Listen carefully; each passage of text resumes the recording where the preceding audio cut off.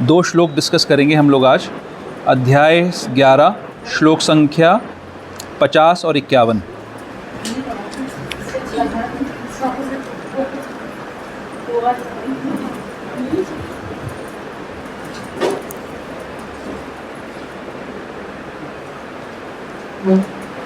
उधर के पीछे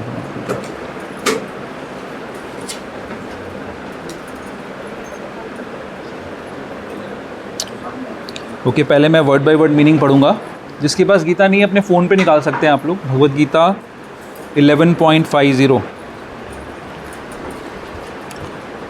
संजय उवाच।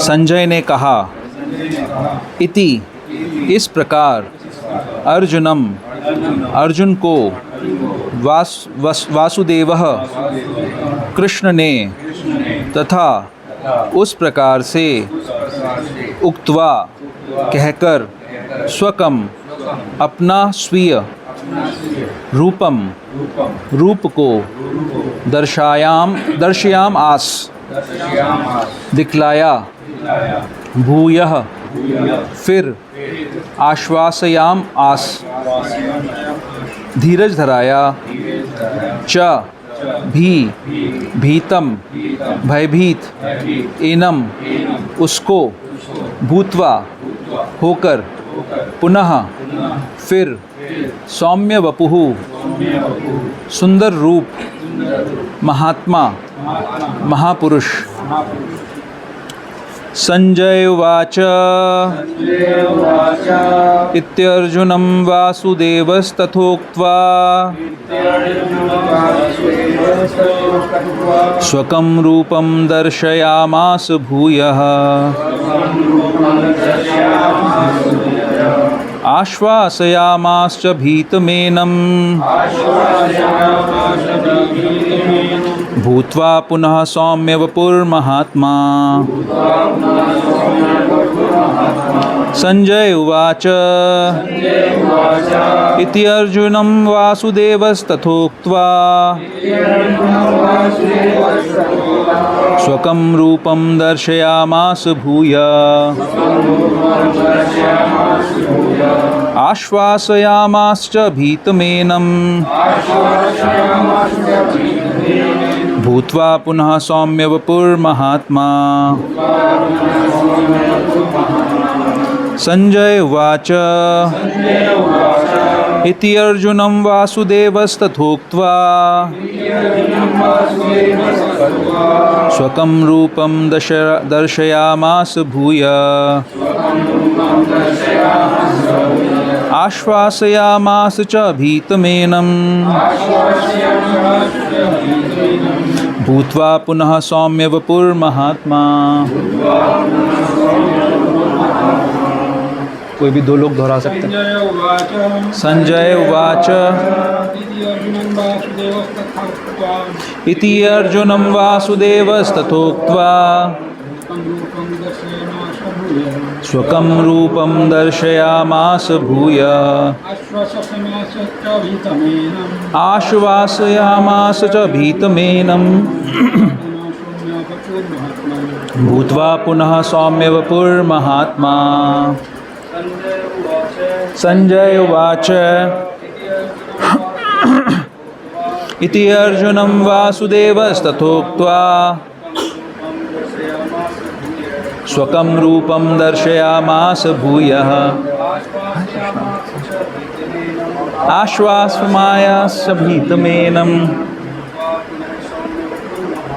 भूत्वा पुनः सौम्य वपुर्महात्मा।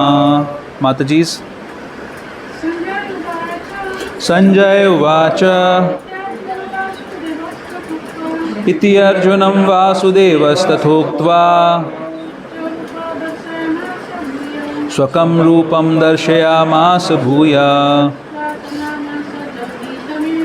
आश्वासयामास च भीतमेनं, भूत्वा पुनः सौम्य वपुर्महात्मा। अनुवाद। हाँ, एक जन और कोई। माताजी पढ़िए। संजय उवाच। इति अर्जुनं वासुदेवस्तथोक्त्वा, स्वकं रूपं दर्शयामास भूय आश्वासयामास च भीतमेनं भूत्वा पुनः सौम्य वपुर्महात्मा। अनुवाद एवं तात्पर्य शिल प्रभुपाद के द्वारा। शिल प्रभुपाद की जय। संजय ने धृतराष्ट्र से कहा, अर्जुन से इस प्रकार कहने के बाद भगवान कृष्ण ने अपना असली चतुर्भुज रूप प्रकट किया और अंत में 2 भुजाओं वाला अपना रूप प्रदर्शित करके भयभीत अर्जुन को धैर्य बंधाया। तात्पर्य, जब कृष्ण वसुदेव तथा देवकी के पुत्र रूप में प्रकट हुए तो पहले वे चतुर्भुज नारायण रूप में ही प्रकट हुए, किंतु जब उनके माता पिता ने प्रार्थना की तो उन्होंने सामान्य बालक का रूप धारण कर लिया। उसी प्रकार कृष्ण को ज्ञात था कि अर्जुन अब उनके चतुर्भुज रूप को देखने का इच्छुक नहीं है, किंतु चूंकि अर्जुन ने उनको इस रूप में देखने की प्रार्थना की थी, अतः कृष्ण ने पहले अपना चतुर्भुज रूप दिखलाया और फिर वे अपने 2 भुजाओं वाले रूप में प्रकट हुए। सौम्य वपुः शब्द अत्यंत महत्वपूर्ण है। इसका अर्थ है अत्यंत सुंदर रूप। जब कृष्ण विद्यमान थे तो सारे लोग उनके रूप पर ही मोहित हो जाते थे, और चूंकि कृष्ण इस विश्व के निर्देशक हैं, अतः उन्होंने अपने भक्त अर्जुन का भय दूर किया और पुनः उसे अपना सुंदर सौम्य रूप दिखलाया। ब्रह्म संहिता में 5.38 में कहा गया है, प्रेमांजन शुरित भक्ति विलोचनेना। जिस व्यक्ति की आँखों में प्रेम रूपी अंजन लगा है वही कृष्ण के सौम्य रूप का दर्शन कर सकता है। श्लोक संख्या 51। अर्जुन उवाच दृष्ट्वेदं मानुषं रूपं तव सौम्यं जनार्दन इदानीम् अस्मि संवृत्तः सचेतः प्रकृतिः गतः। जब अर्जुन ने कृष्ण को उनके आदि रूप में देखा तो कहा, हे जनार्दन, आपके इस अतीव सुंदर मानवीय रूप को देखकर मैं अब स्थिर चित्त हूँ और मैंने अपनी प्राकृत अवस्था प्राप्त कर ली है। तात्पर्य, यहाँ पर प्रयुक्त मानुषम रूपम शब्द स्पष्ट सूचित करते हैं कि भगवान मूलतः 2 भुजाओं वाले हैं। जो लोग कृष्ण को सामान्य व्यक्ति मानकर उनका उपहास करते हैं, उनको यहाँ पर भगवान की दिव्य प्रकृति से अनभिज्ञ बताया गया है।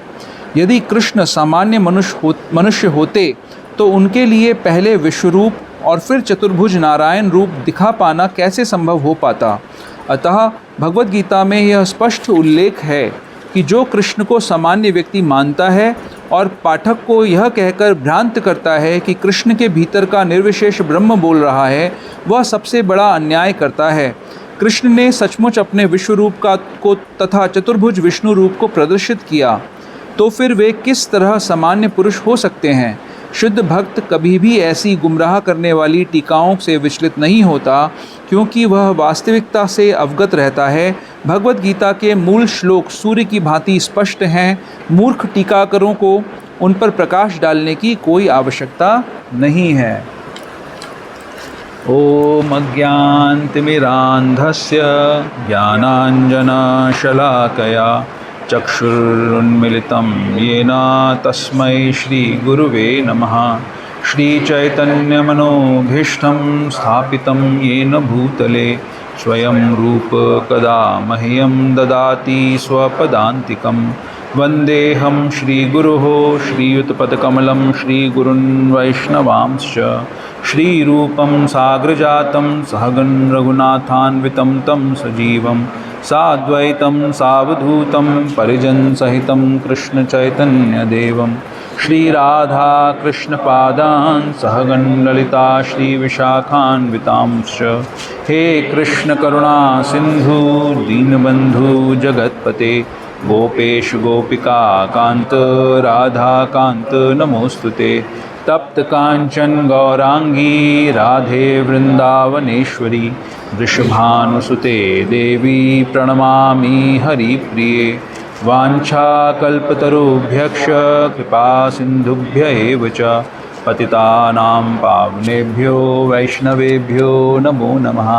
जय श्री कृष्णा चैतन्य प्रभु नित्यानंद श्री अद्वैत गदाधर श्रीवासादि गौर भक्तवृंद। हरे कृष्णा कृष्णा कृष्णा हरे हरे, हरे राम राम राम हरे हरे। हरे कृष्णा। बहुत सुंदर तात्पर्य हैं, छोटे से तात्पर्य हैं बट बहुत कुछ इसमें। हरे कृष्णा। प्लीज़ कम आइए। हरे कृष्णा हरे कृष्णा। छोटे से तात्पर्य हैं लेकिन बहुत सारी गुह्य बातें श्रील प्रभुपाद इसमें लिख रहे हैं, तो हम यथाशक्ति यथामति समझने का प्रयास करेंगे। सुंदर चीज़ें हैं। चर्चा करने से पहले, शुरू करने से पहले थोड़ा पुराना कॉन्टेक्स्ट कि क्या है गीता में, अभी हम क्या क्या डिस्कस कर रहे हैं। तो सबसे पहले हम जानते हैं कि महाभारत का युद्ध शुरू होने वाला है और कौरवों की और पांडवों की सेनाएं आमने सामने खड़ी हैं, युद्ध करने के लिए तैयार हैं, युद्ध के शंख बज चुके हैं। और तब अर्जुन रिक्वेस्ट कर रहे हैं भगवान को, जो कि उनके सारथी बने हुए हैं, कृष्ण सारथी बने हुए हैं, उनको रिक्वेस्ट करते हैं कि कृपया मेरा जो रथ है वो युद्ध स्थल के मध्य में ले जाइए। मैं दर्शन करना चाहता हूँ कि कौन कौन युद्ध के लिए आतुर है, लड़ने के लिए आया है। और जब वो जाके देखते हैं, जब वो देखते हैं कि कौन कौन युद्ध के लिए आया है ना, पितामह, उनके दादा, उनके गुरु, उनके भाई बंधु, उनके नाती पोते, जिन लोगों ने जीवन भर उनका साथ दिया है, जिनके साथ वो खेले हैं, बैठे हैं, खाया पिया है, वो सारे लोग युद्ध के लिए तत्पर हैं, वो आना चाहते हैं। हरे कृष्ण। वो युद्ध के लिए आए हुए हैं और इन सब को देख के अर्जुन के हृदय में बहुत विषम, बहुत ही कन्फ्यूजन उत्पन्न हो जाता है, भ्रम उत्पन्न हो जाता है। और वो भगवान के सामने बहुत सारे कारण प्रस्तुत करते हैं कि क्यों ये युद्ध करना बहुत गलत है, युद्ध करने से कितना नुकसान होगा, हमको ये युद्ध नहीं करना चाहिए। गुरु की तरीके से अर्जुन कृष्ण को संबोधित करते हैं, उनको बहुत सारी बातें बोलते हैं, लेकिन फिर भी कंफ्यूज रहते हैं। अपना ज्ञान बघारने के बाद हमें समाज में मिलते हैं ना लोग, हर किसी के पास ज्ञान है। जैसे हम लोग जब बुक डिस्ट्रीब्यूशन करने के लिए जाते हैं तो हमें बहुत सारे लोग मिलते हैं जो बहुत सारा ज्ञान है उनके पास, लेकिन आचरण उस ज्ञान के अनुसार नहीं है। आचरण अलग है बट ज्ञान बहुत है। तो ऐसे ही अर्जुन बहुत सारा ज्ञान भगवान को दे रहे हैं, लेकिन उनका कन्फ्यूजन दूर नहीं हो रहा। तो अल्टीमेटली भगवान की शरणागति लेते हैं, भगवान को प्रार्थना करते हैं कि हे भगवान, कृपया मेरा मार्गदर्शन करिए, क्या करना चाहिए क्या नहीं करना चाहिए मुझे क्लियर नहीं है। भगवान इमीडिएटली गुरु की भूमिका स्वीकार करते हैं और उस स्तर से जहाँ पर अर्जुन सोच रहे थे, युद्ध करने के लिए आए थे ये सोचकर कि मेरा युद्ध करने से फ़ायदा होगा, युद्ध के शुरू होने से पहले सोच रहे हैं कि मेरा इस युद्ध करने में कोई फ़ायदा नहीं होगा, इसलिए मुझे युद्ध नहीं करना चाहिए। तो उनकी डिसीजन मेकिंग किस प्रेमाइस पे है, किस धरातल पे है कि मेरा फ़ायदा किस चीज़ में होगा। इस आधार पर अर्जुन भगवान को कह रहे हैं कि युद्ध करें या ना करें। जब भगवान बोलना शुरू करते हैं, दूसरे अध्याय में भगवान बोलना शुरू करते हैं और उनको शिक्षा देना शुरू करते हैं। सबसे पहले अर्जुन की डांट लगाते हैं, कहते हैं कि आप उन चीज़ों के लिए दुख कर रहे हैं जो दुख करने योग्य नहीं हैं। ये जो शरीर है इसको तो मरना ही मरना है, ये तो मरेगा ही मरेगा, और जो आत्मा है वो कभी नहीं मारी जा सकती। तो शरीर के लिए दुख करना मूर्खता है और आत्मा के लिए दुख करने की आवश्यकता नहीं है, क्योंकि वो कभी ख़त्म नहीं होगी। और इस प्रकार से फिर भगवान बताते हैं कि अर्जुन का और भगवान का क्या संबंध है, भगवान की स्थिति क्या है, इस संसार में क्यों आते हैं भगवान, क्या करने के लिए आते हैं, कब कब आते हैं। ये सारी बातें बताते बताते हम अभी जैसे 11वां अध्याय डिस्कस कर रहे हैं, पिछले 10 अध्यायों के अंदर भगवान ये सारी बातें अर्जुन को बताते हैं और धीरे धीरे उनको ऐसे स्तर पे उठा के ले आते हैं जहाँ पर अर्जुन ये समझ जाते हैं कि उनको सारा कार्य अगर करना है तो भगवान के लिए करना है। इस 11वें अध्याय की शुरुआत में अर्जुन भगवान को रिक्वेस्ट करते हैं कि भगवान, आपने 10वें अध्याय के अंदर मुझे अपनी बहुत सारी विभूतियाँ बताया कि आप कैसे कैसे सर्वश्रेष्ठ, हर चीज़ में जो सर्वश्रेष्ठ है वो आप हैं। अब मैं आपका ऐसा रूप देखना चाहता हूँ जिनमें सारी चीज़ों का मैं दर्शन एक साथ कर सकूँ। ऐसा वो भगवान को निवेदन करते हैं और भगवान उनको इमीडिएटली अपना ये रूप दिखाते हैं, यूनिवर्सल फॉर्म दिखाते हैं, विश्व रूप का दर्शन कराते हैं। कोई अरेंजमेंट नहीं करना पड़ता भगवान को, कोई कहीं पे जाके किसी को कॉन्ट्रैक्ट नहीं देना पड़ता, कहीं से कोई एनिमेशन नहीं इस्टेब्लिश करना पड़ता। इमीडिएटली अर्जुन को दिव्य दृष्टि प्रदान करते हैं और अपना विश्व रूप का दर्शन कराते हैं। और उस विश्व रूप को देखकर अर्जुन बहुत भयभीत हो जाते हैं, क्योंकि उसमें वो देख रहे हैं कि सारे संसार के जीव भगवान के मुंह में प्रवेश कर रहे हैं और जैसे हम चूरन बनाते हैं वैसे उनका चूरन बन रहा है। वैसे भगवान के दांतों में वो जीव फंसे हुए हैं और मृत्यु को प्राप्त कर रहे हैं। और कोई साधारण जीव नहीं, महान योद्धा भीष्म पितामह, द्रोणाचार्य, इस प्रकार के जीव भी भगवान के मुंह में प्रवेश कर रहे हैं। तो इस भयानक रूप को देखने के बाद अर्जुन डर जाते हैं और अर्जुन भगवान को रिक्वेस्ट करते हैं कि भगवान मुझे अब आपका ये रूप नहीं देखना, मुझे आपका चतुर्भुज रूप देखना है। और भगवान बोलते हैं कि देखो मैंने तो तुमको ये रूप इसलिए दिखाया क्योंकि तुमने रिक्वेस्ट करी थी, तुमने कहा था मुझे ये रूप दिखाने के लिए, तो तुम क्यों डर रहे हो? तुम तो मेरे भक्त हो, तुम तो ऑलरेडी प्रोटेक्टेड हो, तुम क्यों डर रहे हो? तो ठीक है, मैं इस रूप को समेटता हूँ। तो यहाँ तक की चर्चा हमने पिछले हफ्ते करी थी। अब आज की चर्चा शुरू होती है, जिसमें आज छोटे से तात्पर्य में प्रभुपाद जी बहुत सारी विशेष अच्छी बातें कर रहे हैं जिनको हमें समझना चाहिए। तो सबसे पहले संजय उवाच, संजय कह रहे हैं, किसको कह रहे हैं? धृतराष्ट्र को कह रहे हैं। क्या कह रहे हैं कि संजय ने धृतराष्ट्र से कहा, अर्जुन से इस प्रकार कहने के बाद भगवान कृष्ण ने अपना असली रूप, ये शब्दों को आप मार्क करिए, क्या कह रहे हैं कि अपना असली रूप प्रकट किया। तो अभी जो दिखा रहे थे, जो यूनिवर्सल फॉर्म दिखाया था, क्या वो असली नहीं था? क्या कहते हैं आप लोग, असली था क्या? तो फिर ये असली कैसे हो गया भाई? आप, अगर मैं आपको कहूँ कि आपको मैं अब असली खाना दूंगा, तो इसका पहले जो खाना दिया था कुछ नकली था, असली पैसा दूंगा, इससे पहले दिया था तो नकली था, तभी ऐसे कहूँगा ना। क्यों कहूँगा असली? क्यों कह रहे हैं भगवान? ये इसमें कि ये वाला रूप भी असली है, ये वाला भी असली है और पहले वाला भी असली था। भगवान की नहीं, ये बात नहीं मानी जाएगी। प्रभु जी जो कह रहे हैं थोड़ा थोड़ा माना जा सकता है। और कोई किसी का सजेशन? हम असली हैं क्या? हम लोग जो यहाँ पे बैठे हैं, हम असली हैं?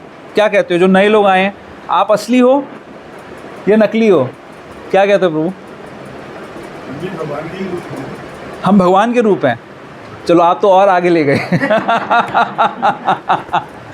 अच्छा, हम असली हैं कि नकली हैं, ये बताइए। मैं आपसे एक सिंपल सा सवाल पूछ रहा हूँ। क्यों भाई, असली हो? स्कूल में एडमिशन होता है, वहाँ पे नाम लिखा जाता है, कॉलेज में जॉब करने जाते हैं, सैलरी तो हमारे अकाउंट में ही आती है।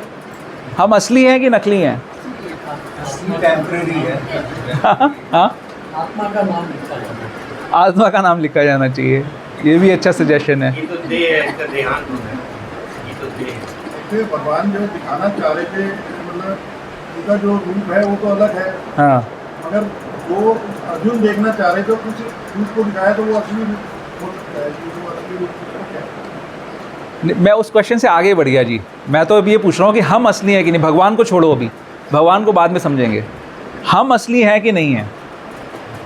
क्या कहते हैं लॉयर्स, क्या कहते हैं इस बारे में? हाँ, असली हैं? क्या प्रमाण है? हमारा शरीर तो प्रभु चेंज होता है, बचपन में छोटी सी बॉडी थी। आप लोग जाओ सेकंड चैप्टर में जाओ, 2.16 में जाओ, 2.16।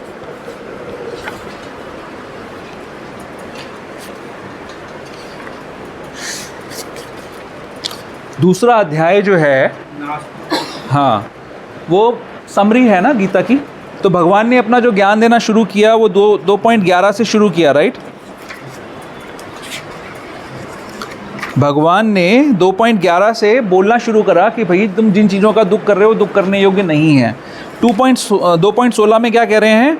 ना सतो विद्यते भावो न भावो विद्यते सतः उभयोरपि दृष्टो अनंतस्वन योस्त तत्वदर्शी भी। तत्वदर्शियों ने यह निष्कर्ष निकाला है कि असत, हम अभी सत्य और असत्य की बात कर रहे हैं, राइट? तो अब इसको आप ध्यान से पढ़िए। तत्वदर्शियों ने यह निष्कर्ष निकाला है कि असत यानी भौतिक शरीर का तो कोई चिर स्थायित्व नहीं है, किंतु सत आत्मा अपरिवर्तित रहता है। उन्होंने इन दोनों की प्रकृति के अध्ययन द्वारा यह निष्कर्ष निकाला है। क्या इसको कोई एक्सप्लेन करेगा मुझे? क्या है इसका मतलब? यहाँ पर क्या कहना चाह रहे हैं प्रभु विवेक प्रभु? Material body is non-existent. हाँ, But the soul is eternal and is always there. तो यहाँ पर एक तरीके से ये बात आ रही है कि ये असत है, ये शरीर असत है। लेकिन अगर अभी हमें भूख लग रही हो और हमें भोजन ना मिले तो हमारा कैसा एक्सपीरियंस होगा? दुख का एक्सपीरियंस होगा। या कोई हमारे सर पे हथौड़ा मार दे भाई आज ऊपर वाले श्याम सुंदर जी आकर मुझे बोलें कि भाई आपने समझाया था असत है, अब मैं आपके सर पे थोड़ा मारूंगा, आप सत है कि असत है? असत है तो कोई दिक्कत ही नहीं है। तो हम असत हैं कि सत्य हैं, लेकिन जो एक्सपीरियंस है, ये घर, ये मकान है ना, हम जो यहाँ पे बैठे हैं, ये सत्य है कि असत्य है? ये गहन, ये सत्य है, राइट? ये सत्य है, ये एक्सपीरियंस हमारा रियल है, हम एक्सपीरियंस कर सकते हैं। हथौड़ा कोई मारेगा तो दर्द होगा, कोई हार पहनाएगा तो अच्छा लगेगा, तो ये एक्सपीरियंस तो रियल है। बट फिर भी भगवान ही कह रहे हैं यहाँ पर कि ये असत्य है। और यहाँ पर हम बात कर रहे थे विश्व रूप की, तो विश्व रूप में भगवान कह रहे हैं कि अब विश्व रूप दिखाने के बाद अब मैं तुम्हें रियल स्वरूप दिखाऊंगा। ये वेद जो हैं ये रियल हैं कि अनरियल हैं? रियल हैं, राइट? ठीक है, अगर भागवतम आप निकाल सकते हैं अपने फ़ोन पे, भागवतम के पहले स्कंद का पहले अध्याय का दूसरा श्लोक, वो उसको पढ़ते हैं। किसी को याद है वो श्लोक? याद है माता जी? क्या है? हाँ, शची को याद है? धर्मः, जोर से बोलो।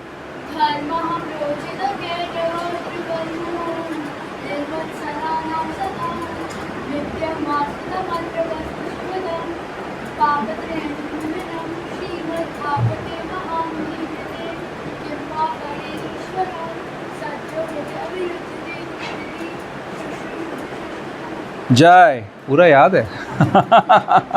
ओके, हाँ, 1 1 2, ठीक है। अब इसमें एक चीज़ आ रही है, इसका ट्रांसलेशन पढ़ता हूँ मैं। इसका ट्रांसलेशन क्या है? ये भागवतम का परिचय है, पहला दूसरा श्लोक की बात कर रहे हैं हम। यह श्रीमद् भागवत पुराण भौतिक कारणों से प्रेरित होने वाले समस्त धार्मिक कृत्यों को पूर्ण रूप से बहिष्कृत करते हुए सर्वोच्च सत्य का प्रतिपादन करता है। सर्वोच्च सत्य, क्या शब्द यूज़ किया है? वेद्यम वास्तवम अत्रम। जो वास्तविक वेद्य है, जो वास्तविक वेद है, उसका हम प्रतिपादन कर रहे हैं।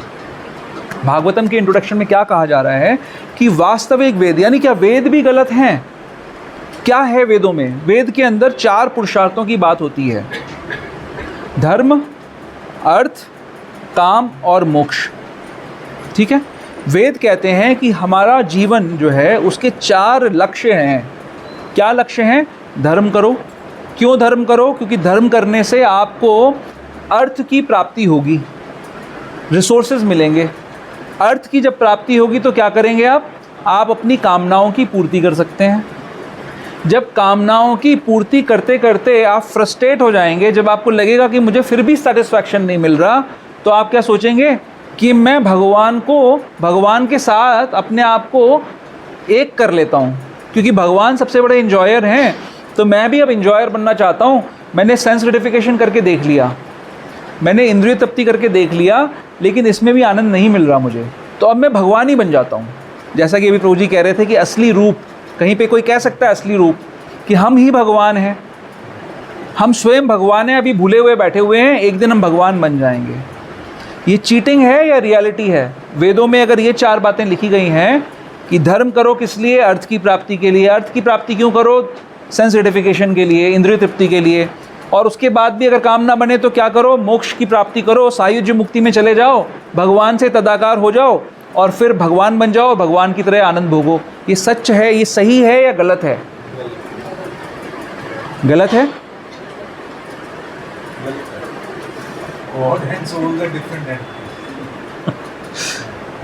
ये गहन विचारणीय वस्तु है, समझने वाली वस्तु है। अब इसमें प्रभुपाद जी, मैं जो कह रहा था कि बड़ा सुंदर तात्पर्य है, इसको अगर आप गहराई से समझने का प्रयास करेंगे, बहुत सारी बातें प्रभुपाद जी कह रहे हैं। इन बातों को मैं दोबारा टच करूंगा, वापस आप तक लाऊंगा ये बातें समझने के लिए कि कैसे इसको समझा जाए। अब हम समझते हैं, प्रभुपाद जी कुछ बातें ऐसी कर रहे हैं जो प्रत्यक्ष में दिख नहीं रही हैं। जैसे कह रहे हैं असली रूप दिखाया, चलो ये तो थोड़ा थोड़ा इंटरप्रिटेशन में आ रहा है। फिर ऐसे कह रहे हैं उसी प्रकार कृष्ण को ज्ञात था कि अर्जुन उनके चतुर्भुज रूप को देखने के इच्छुक नहीं हैं। कहाँ लिखा है ऐसा कि अर्जुन देखने के लिए इच्छुक नहीं है? आपने कोई ऐसा व्यक्ति आपके जानकारी में है जो आप कहो कुछ लेकिन वो समझ जाए कि आप चाहते क्या हो और वो कर दे जो आप चाहते हो। ऐसा है हम सबके एक्सपीरियंस में कोई व्यक्ति, हमारी पति या पत्नी या माता या पिता, वो हमारे हृदय का मनोभिष्ट समझ जाते हैं और वो कर देते हैं जो हम हृदय में चाहते हैं। अगर आप अपनी गीता के 4.11 में जाओगे, वहाँ पे 4.11 में जाओगे तो वहाँ पे भगवान कह रहे हैं, ये यथा माम प्रपद्यन्ते ताम तथैव भजाम्यहम्। जो जैसा जिस भाव से मेरा भजन करता है मैं उसके साथ उसी तरीके से रेसिप्रिकेशन करता हूँ, उसके साथ उसी प्रकार से मैं आदान प्रदान करता हूँ। हरे कृष्ण हरे कृष्ण हरे कृष्ण हरे कृष्ण। Please come. मैं हर व्यक्ति के साथ वैसे ही आदान प्रदान करता हूँ। तो क्या करते हैं भगवान, जैसा हमारी इच्छा है वैसा कार्य करते हैं। जैसे किसी व्यक्ति को अगर ये चाहिए कि मुझे इंद्रिय भोग करना है, वो धर्म कर रहा है बट इसलिए कर रहा है कि उसको इंद्रिय भोग करना है, तो भगवान उसकी उस इच्छा को पूरा कर देंगे। कोई व्यक्ति ये चाहे कि मुझे मोक्ष की प्राप्ति चाहिए, इसलिए चाहिए क्योंकि मैं भगवान बनना चाहता हूँ, तो भगवान उसकी इच्छा को पूरा कर देंगे। तो भगवान हमारे हृदय के भाव को यानी मनोभिष्ट को समझकर उसको पूरा कर देते हैं। जैसा हम चाहते हैं वैसा कर देते हैं। भगवान दयालु हैं। जैसे एक साधारण माँ या पिता भी अपने बच्चों को जैसी उनकी इच्छा होती है उसको पूरा कर देते हैं, इसी प्रकार भगवान क्योंकि परम पिता हैं वो हमारी इच्छा को पूरा कर देते हैं। लेकिन ऐसा हो सकता है कि शायद ना चाहें उस इच्छा को पूरा करना, फिर भी कर देते हैं। जैसे उदाहरण के तौर पे कोई बच्चा चाहे कि मुझे बाहर से जंक फूड खाना है और घर में सुंदर भोजन बनाने वाली माँ जिसमें प्रेम से भोजन बनाती है, उसकी इच्छा तो ये है कि मेरा बच्चा मेरे हाथ का बना हुआ भोजन पाए जिससे उसको नरिशमेंट मिलेगा, पोषण मिलेगा। लेकिन क्योंकि बच्चा जिद कर रहा है, उसकी ज़िद को पूरा करने देती है कभी कभी, लेकिन उसकी इच्छा नहीं है ऐसा करने की। इसी प्रकार भगवान हमारी प्रत्यक्ष इच्छा को समझ जाते हैं, हमारे हृदय के भाव को समझ जाते हैं और उसको कभी कभी पूरा कर देते हैं। लेकिन चाहते नहीं है ऐसा। चाहते क्या है? जिस चीज़ को चाहते हैं उसको कहते हैं मनोभिष्ट। तो अब यहाँ पर इस अध्याय में अर्जुन ने रिक्वेस्ट करी पहले भगवान को कि भगवान हमें आपका विश्व रूप देखना है। कैसा विश्व रूप? जो इतना भयानक है कि जिसको देखकर अर्जुन भी डर गए। अर्जुन कोई साधारण रोड चलते व्यक्ति तो है नहीं, असंख्य युद्ध करे हैं, बड़े बड़े राक्षसों का वध करा है उन्होंने। उनको डर नहीं लगता किसी चीज़ से संसार में। साधारण व्यक्ति नहीं है, सबसे शक्तिशाली है, महाभारत युद्ध के सबसे बड़े हीरो हैं। वो डर रहा है तो कोई बड़ी बात होगी। साधारण व्यक्ति नहीं है डरने वाले। तो वो अर्जुन जो इतने महान कैरेक्टर हैं, इतने हीरो हैं, इतने बड़े, वो डर रहे हैं। और उन्होंने ही बोला था कि वो रूप देखें, और उसके बाद उन्होंने ही बोला कि मुझे आपका चतुर्भुज रूप देखना है। तो क्यों अर्जुन ये सब देखना चाहते हैं? और यहाँ प्रभुपाद क्या लिख रहे हैं? हरे कृष्णा हरे कृष्णा। प्रभुपाद क्या कह रहे हैं? कृष्ण को ज्ञात था कि अर्जुन उनके चतुर्भुज रूप को देखना नहीं चाहते, इच्छुक नहीं है देखने के लिए। तो कैसे जानते हैं प्रभुपाद इस चीज़ को? और फिर क्यों अर्जुन ने कहा कि मुझे ये सब देखना है? हम इस चीज़ को थोड़ा थोड़ा डिस्कस कर चुके हैं, किसी को याद है क्यों अर्जुन ने कहा? Benefit of other, for the benefit of other people. Compassion दिखाने के लिए, अपनी दया दिखाने के लिए कि आने वाला समय ऐसा आएगा जहाँ पर कई सारे लोग ऐसा क्लेम करेंगे कि हम भगवान हैं। तो जब कोई व्यक्ति ये बोलेगा कि हम भगवान हैं तो उसको रिक्वेस्ट की जा सकती है, अच्छा भगवान हैं तो प्रमाण दीजिए, आप दिखाइए अपना विश्व रूप अभी, बिना किसी एनिमेशन के, बिना किसी को कॉन्ट्रैक्ट दिए, दिखाइए अभी का अभी दिखाइए, जैसे भगवान ने दिखाया। क्यों चतुर्भुज रूप के बारे में बात करी? क्यों चतुर्भुज रूप बोला देखने के लिए? क्यों कहा चतुर्भुज रूप देखने के लिए? कि भगवान विष्णु का स्वरूप, जिसको सब भगवान की सत्ता को मानते हैं, कोई ये ना कह दे कि ये तो कोई मायावी था जिसने ऐसा ही कुछ बना के दिखा दिया। कोई ये ना कह दे, इसलिए वही जिसने ये विश्व रूप दिखाया है वही चतुर्भुज रूप भी दिखाए। लेकिन अर्जुन का मनोभिष्ट था क्या? कि उसको दो रूप, दो हाथों वाला जो भगवान का ओरिजिनल स्वरूप है, स्वयं श्याम सुंदर का जो स्वरूप है, श्याम सुंदर जो हैं उनका जो स्वरूप है वो देखना चाहता था। तो क्या विष्णु जी का जो रूप है वो इनसिग्निफिकेंट है? उसकी कोई महत्ता नहीं है? क्या कहोगे आप लोग? विष्णु भगवान का जो कितने लोगों ने विष्णु भगवान का दर्शन करा है यहाँ पर? साधारण चीज़ है क्या विष्णु भगवान का रूप देखना? कितनी कितनी बड़ी तपस्याएं करके लोग विष्णु भगवान का रूप देखते हैं। महाभारत में कहा जाता है महाभारत के 2 रत्न हैं महाभारत ग्रंथ के अंदर। गुरु महाराज बताते हैं अपने लेक्चर के अंदर। किसी ने सुना है कौन से 2 रत्न हैं महाभारत के?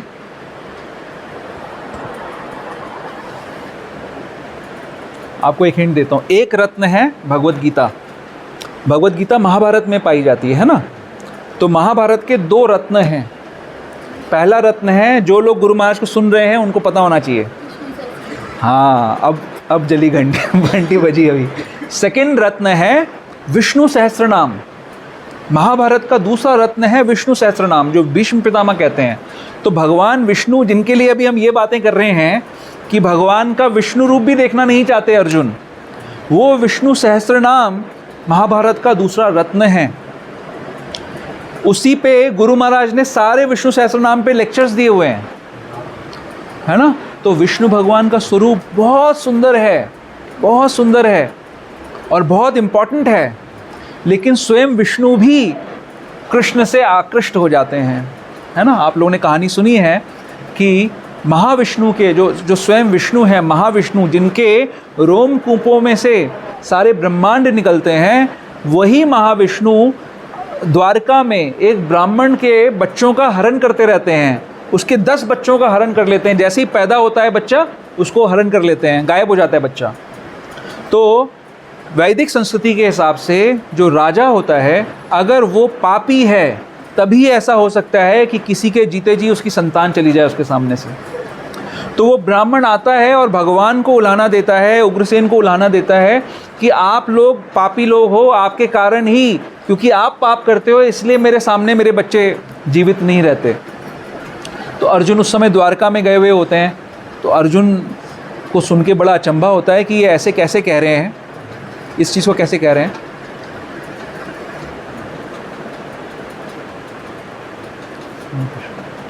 कैसे इस चीज़ को कह रहे हैं, भगवान के लिए इस तरीके की बातें क्यों कर रहे हैं। तो वो जोश में आकर बोलते हैं कि मैं गांडीवधारी अर्जुन हूँ और अब मैं प्रण लेता हूँ कि अगर अब कोई आपके बच्चे का हरण करने आया तो फिर मैं उसको अपने गांडीव से रोक दूंगा, और अगर मैं नहीं रोक पाया तो मैं अग्नि समाधि ले लूँगा। तो क्या लगता है आपको क्या हुआ होगा? अर्जुन बार बार ये ऐसी प्रॉब्लम्स। हाँ राधा,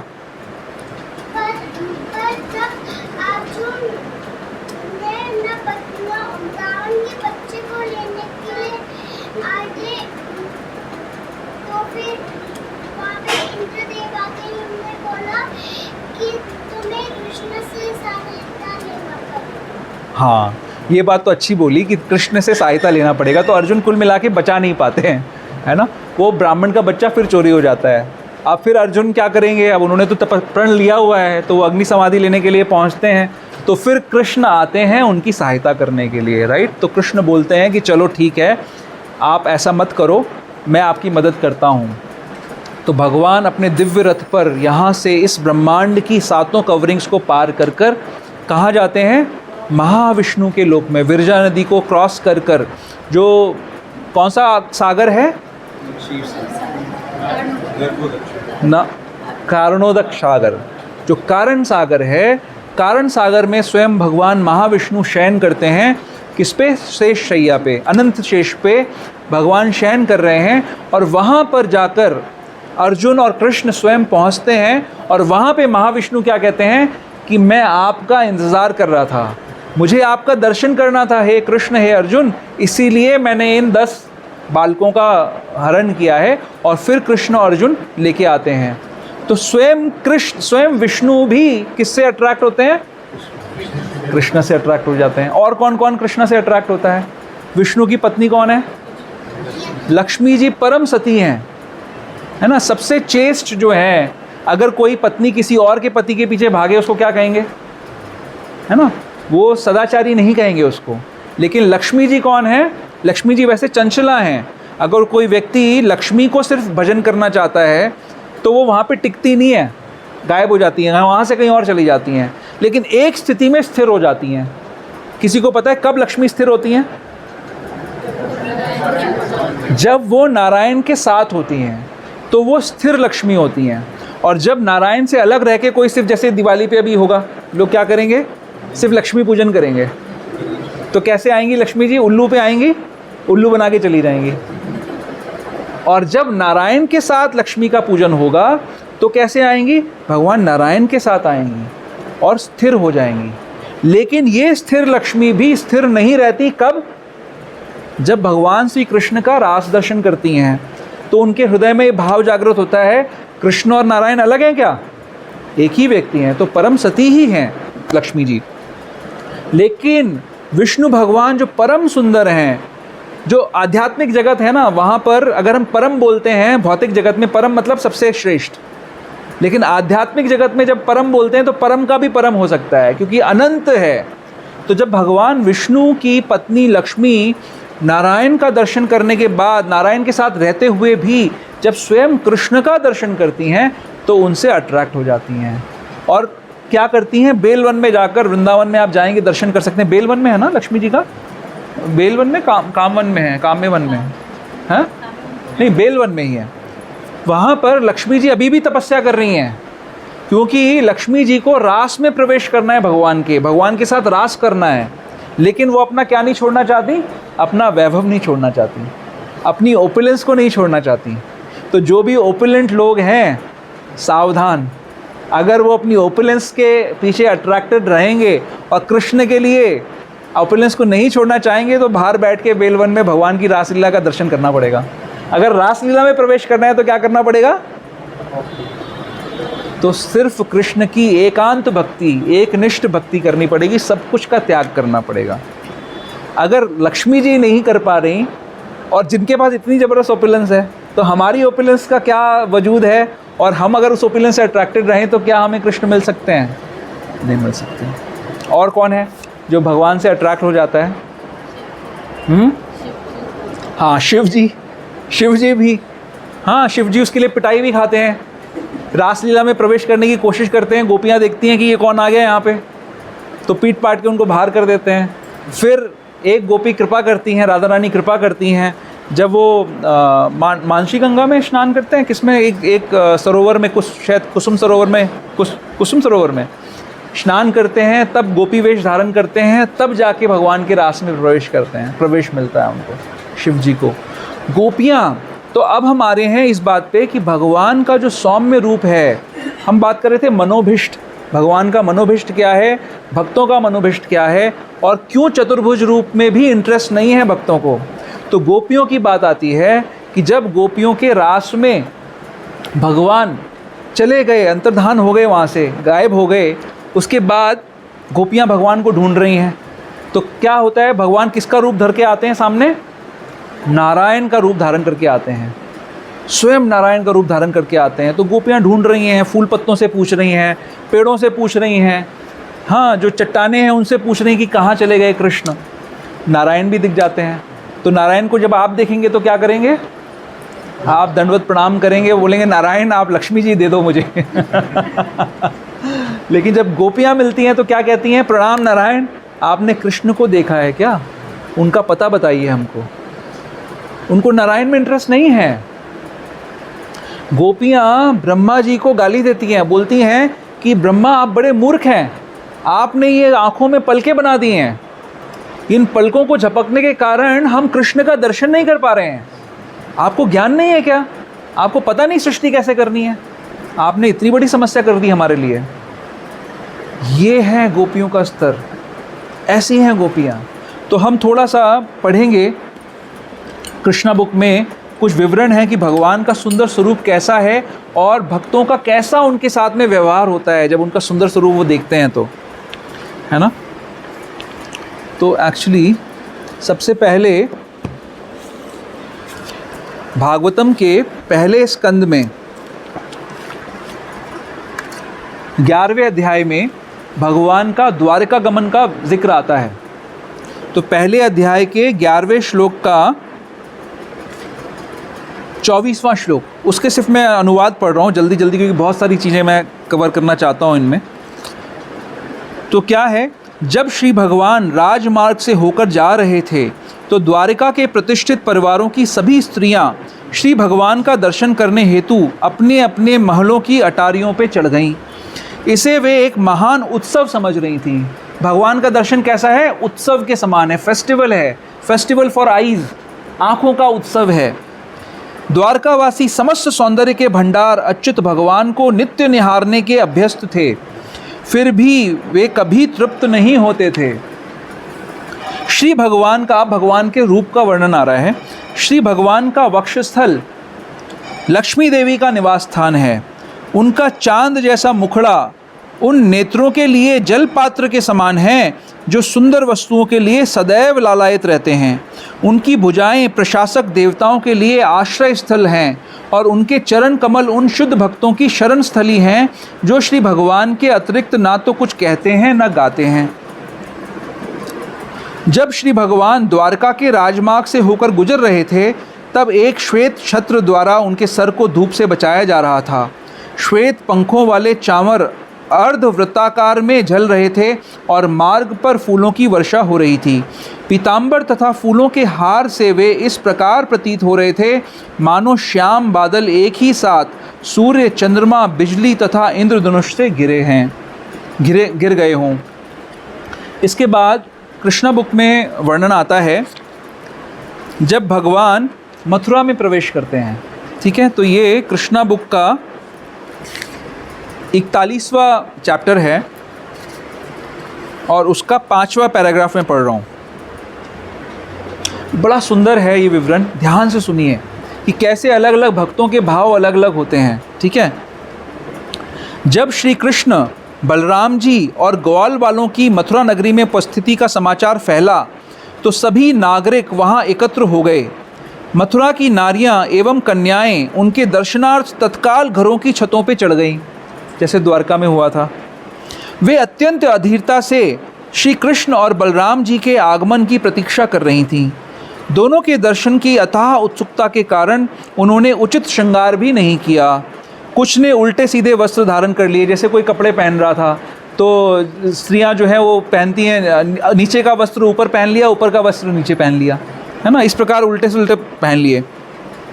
कुछ नारियों ने केवल एक आंख में अंजन लगाया, काजल लगा रही थी, लगाते लगाते आवाज़ आई कृष्ण आ रहे हैं, भागी। एक ही आंख में काजल लगा हुआ है, भाग रहे हैं। तो कुछ ने एक पग में पायल बांधी या एक ही कर्णफूल पहना, एक ही कान में कुंडल पहना। इस प्रकार उचित श्रृंगार के बिना ही वे अत्यंत उतावली सी श्री कृष्ण के दर्शनार्थ छतों पे आ गईं। उनमें से कुछ भोजन कर रही थीं, किंतु श्री कृष्ण और बलराम जी के नगर में आने का समाचार सुनकर वे भोजन त्याग कर अटारियों पे चढ़ गईं। कुछ युवतियां स्नानागार में स्नान कर रही थीं। वे स्नान समाप्त किए बिना ही श्री कृष्ण तथा बलराम जी के दर्शनों की ओर चली गईं। कुछ अपने शिष्यों को स्तनपान करवा रही थीं, किंतु इन्होंने अपने शिष्यों को एक ओर रख दिया और वे श्री कृष्ण तथा बलराम को देखने चली गईं। मंथर गति से जाते हुए स्मित मुख श्री कृष्ण ने तत्काल उनका मन हर लिया। लक्ष्मी के पति श्री कृष्ण उन बाजार में गजराज की भांति चल रहे थे, जैसे हाथी चलता है ना, हाथी की कैसी मस्त चाल होती है, वैसे भगवान चल रहे थे। दीर्घ काल से मथुरा की नारियों ने श्री कृष्ण एवं बलराम जी तथा उनके असामान्य लक्षणों की चर्चा सुन रखी थी। वे उनके प्रति बहुत आकर्षित थीं तथा दर्शनों के लिए उत्सुक थीं। अब जब उन्होंने प्रत्यक्ष रूप से बाजार में जाते हुए मधु मुस्कान से युक्त श्री कृष्ण एवं बलराम जी के दर्शन किए तो उनके भावातिरेक की सीमा न रही। जब उन्होंने अपने नेत्रों से उनके प्रत्यक्ष दर्शन किए तो दोनों को अपने हृदय में ले जाकर अपनी मनोभिलाषा के अनुसार उनका आलिंगन करने लगीं। हर्ष से उन्हें रोमांच हो गया। उन्होंने श्री कृष्ण के विषय में श्रवण कर रखा था, सिर्फ सुन रखा था। आप लोगों ने कृष्ण के विषय में क्या कर रखा है? श्रवण कर रखा है। अब दर्शन का लाभ मिला। हम पहुँचेंगे इस पे कि दर्शन कैसे हो सकता है। ठीक है, तो ध्यान से सुनिए। ओके, किंतु उनके दर्शन नहीं किए थे। अब उनकी लालसा तृप्त हो गई थी। मथुरा के प्रासादों की अटारियों पर चढ़कर प्रसन्नचित्त स्त्रियां श्री कृष्ण और बलराम जी पर पुष्प वर्षा करने लगीं। जब वे बंधु गलियों में से जा रहे थे तो पास पड़ोस के सभी ब्राह्मण पुष्प और चंदन लेकर बाहर आए और आदरपूर्वक नगर में उनका स्वागत किया। मथुरा वासियों को अचरज हुआ कि वृंदावन के ग्वालों ने पूर्व जन्मों में कितने पुण्य किए होंगे, जिसके फलस्वरूप ग्वालवाल के रूप में वे श्री कृष्ण और बलराम जी के नित्य प्रति दर्शन करते हैं। अब इसके बाद आप आ जाइए 43वें नंबर चैप्टर पे।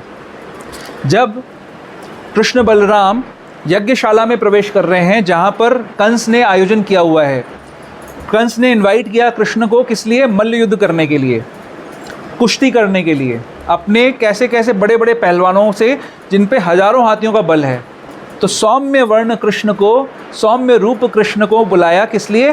कुश्ती करने के लिए। अब आप देखिए कि जब वो अंदर घुस रहे हैं तब कैसा दर्शन हो रहा है। जब श्री कृष्ण ने बलराम जी तथा अपने सखाओं के साथ रंगभूमि में प्रवेश किया तो विभिन्न लोगों को उनके विभिन्न रूपों में दर्शन हुए। अलग अलग लोगों की जैसी दृष्टि थी वैसा वैसा उनको दर्शन हुआ। ये यथामाम प्रपद्यन्ते, जैसे जैसे हमारे भाव थे वैसे वैसे कृष्ण के दर्शन हुए। जिसका उनके साथ जैसा रस था उसे वे उसी रूप में दिखाई दिए। श्री कृष्ण समस्त सुखों तथा अनुकूल एवं प्रतिकूल सभी रसों के सागर हैं। मल्लों को, जो पहलवान थे, मल्लों को वे व्रज में वज्र के समान प्रतीत हुए। वज्र जो है बहुत ही सख्त एक वेपन है। इंद्र का जो वज्र होता है वो सभी संसार की वस्तुओं को चूर्ण कर सकता है। तो उनको कैसा लगा पहलवानों को कि मल्लों को वज्र के समान लगा। स्त्रियों को वे सबसे आकर्षक पुरुष मूर्तिमान कामदेव जैसे प्रतीत हुए। कामदेव भगवान का एक नाम क्या है कामदेव से रिलेटेड? मदन मोहन। मदन यानी कामदेव। तो मदन क्या है? संसार में कोई भी व्यक्ति नहीं है जो काम से आकृष्ट ना हो, कोई भी जीव नहीं है। एक छोटा सा मच्छर भी अपोजिट सेक्स के साथ में एंजॉयमेंट करने की इच्छा रखता है। संसार में हर योनि के अंदर काम अपना काम विजय कर लेता है, उसको कोई पराजित नहीं कर सकता। लेकिन काम को कौन पराजित कर सकता है? कृष्ण। इसीलिए जब कामदेव भगवान को आकर्षित करने के लिए जाते हैं तो जिस पेड़ पे बैठे होते हैं और उस पे से वो संधान कर रहे होते हैं अपने 5 बाणों का भगवान को मारने के लिए, तो जब भगवान का रूप देखते हैं तो स्वयं आकर्षित हो जाते हैं और पेड़ से गिर जाते हैं। तो इससे कामदेव के आकर्षण के कारण भगवान का नाम क्या पड़ता है? मदन मोहन। और राधा रानी कौन है? मदन मोहन मोहिनी। राधा किसका नाम है? मदन मोहन मोहिनी। जिस मदन को मोहित करने वाले मोहन हैं, कृष्ण हैं, उसको भी जो मोहित कर ले वो कौन है? राधा रानी। तो स्त्रियों को कैसे लग रहे थे? स्त्रियों को वे सबसे आकर्षक पुरुष मूर्तिमान कामदेव प्रतीत हुए। उनके दर्शन से उन स्त्रियों की कामातुरता में वृद्धि हो गई।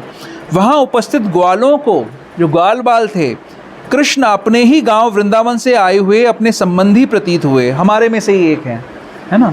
ग्वाल वाल हमेशा तैयार रहते हैं, अगर कृष्ण से नहीं होगा तो हम चले जाएंगे। ये पहले इसको जाने देते हैं ये पहलवान क्या है, अगर ये कृष्ण नहीं कर पाएंगे तो हम कर देंगे। ठीक है, हम पीछे हैं, ये उनका ये भाव रहता है हर समय। उपस्थित क्षत्रिय राजाओं से ने कृष्ण के दर्शन सर्वाधिक बलशाली राजा तथा दंड देने वाले के रूप में किए। उनके माता पिता नंद एवं यशोदा को उनके दर्शन सर्वाधिक प्यारे बालक के रूप में हुए। भोजवंश के राजा कंस को वे साक्षात यमराज प्रतीत हुए। अब समझ में आ गया, उसने सुन रखा है कि कोल्यपीड़ हाथी को मार के आए हैं, यज्ञ का धनुष तोड़ दिया है पहले ही, इतने सारे राक्षसों का वध करके आए हैं, अब मैं नहीं बचूंगा। अब तो ये भविष्यवाणी सत्य हो गई, देवकी का पुत्र आ गया, ये कंस को लग रहा है अंदर से। बुद्धिहीनों को, जो बुद्धि में गधे के समान है, बुद्धिहीनों को वे अयोग्य व्यक्ति प्रतीत हुए। उनको लगा कि ये क्या करेंगे, ये जरा से बालक अभी 2 मिनट के अंदर इनको अभी मार दिया जाएगा, ये क्या करेंगे। उपस्थित योगियों ने उनका दर्शन परमात्मा के रूप में किया। कि स्वयं जिस परमात्मा का हम ध्यान करते हैं वो प्रत्यक्ष मेरे सामने आ गए, ऐसा योगियों को प्रतीत हुआ। वृष्णि वंश के सदस्यों को वे सर्वाधिक प्रसिद्ध वंशज प्रतीत हुए। इस प्रकार विभिन्न लोगों ने श्री कृष्ण को विभिन्न रूपों में देखा, और जब उन्होंने बलराम तथा ग्वाल बाल सखाओं सहित रंगभूमि में प्रवेश किया, श्री कृष्ण द्वारा कुवलयापीड़ हाथी के वध का समाचार कंस को मिल चुका था और वह जान गया था कि श्री कृष्ण निस्संदेह ही दुर्जय हैं।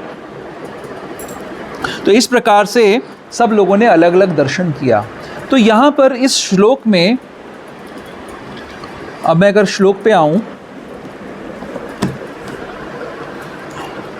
तो बात की जा रही है, किंतु चूंकि अर्जुन ने उनको इस रूप में देखने की प्रार्थना की थी, अतः कृष्ण ने पहले अपना चतुर्भुज रूप दिखलाया और फिर वे अपने 2 भुजाओं वाले रूप में प्रकट हुए। सौम्य वपुहु शब्द यूज हो रहा है, सौम्य वपुहु। और अभी जो मैंने आपको पढ़ के सुनाया वो सौम्य वपु है कृष्ण का। तो सौम्य वपु शब्द अत्यंत महत्वपूर्ण है। इसका अर्थ है अत्यंत सुंदर रूप।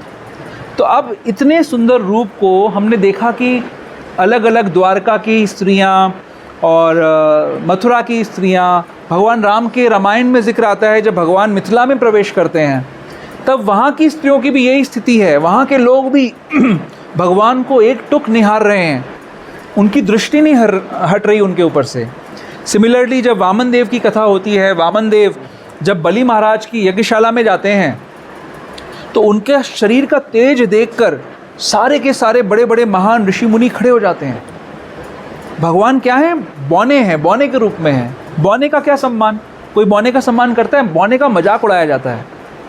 लेकिन भगवान जब बौने के रूप में जाते हैं, इतने सुंदर दिख रहे हैं और उनके शरीर से इतनी कांति आ रही है, उपस्थित हो रही है, सभी देवी, सभी वहाँ के ऋषिगण, सारे राजे महाराजे, स्वयं बलि महाराज सब उठ के खड़े हो जाते हैं उनका सुंदर रूप का दर्शन करके। तो अब प्रश्न उठता है कि इतने सुंदर भगवान को देखकर भी कई सारे लोग हैं जिनके हृदय में प्रेम उत्पन्न नहीं होता। बलि महाराज की बहन का क्या नाम था? याद है किसी को?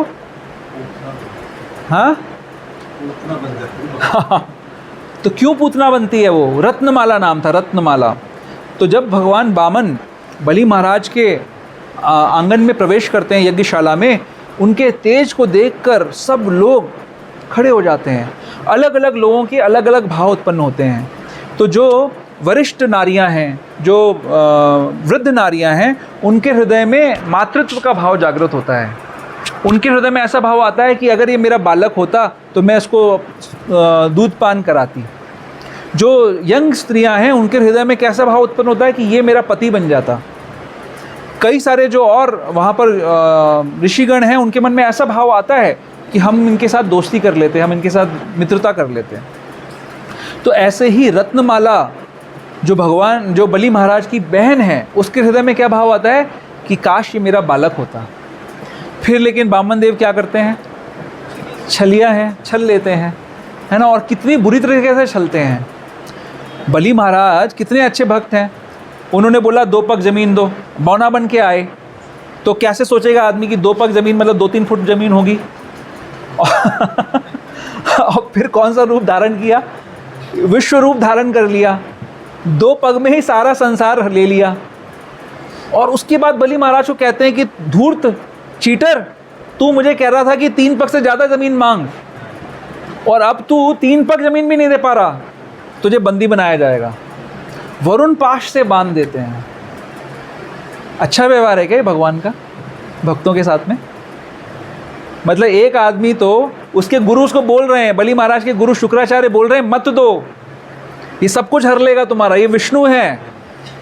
तो बोलते हैं कि विष्णु को तो सब कुछ लेना ही है एक ना एक दिन।